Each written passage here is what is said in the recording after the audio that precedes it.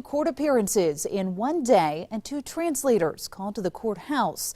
That's how the day started for chase suspect Luis Cruz Ramos. First News reporter Jerry Ricciuti explains why Ramos was juggled between 2 courtrooms this morning and how the language barrier is being handled.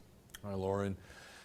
Bond for the man who police say was the focus of a 36-hour manhunt just 2 weeks ago. He'll now have to come up with more than $6 million if he wants to get himself out of jail. In the meantime, the bill for prosecuting Luis Cruz Ramos continues to grow as well. Ramos, who's a native of Puerto Rico, hobbled along with a walker as he made his first appearance in Mahoning County Common Pleas Court this morning. He was indicted last week on more than a dozen counts, including 10 of felonious assault against police officers. Because Ramos claims to understand very little English, an interpreter from Akron had to be hired and appointed to assist him. Bond in these cases was set at $5 million, but Ramos wasn't finished yet. As you can see, minutes later, he appeared in Youngstown Municipal Court on weapons charges that had been filed against him following his capture April 1st.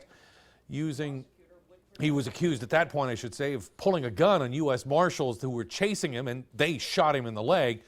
This morning, Ramos was in obvious pain. Blood you could be seen showing through the leg of his jumpsuit.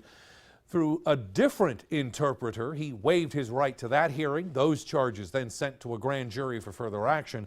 His $1 million bond was left in place for the weapons counts. Ramos then hobbled out of the courtroom. Coming up tonight at 5 and 6, more on Ramos's day in court and the reasons why prosecutors had to find specific people to interpret for him.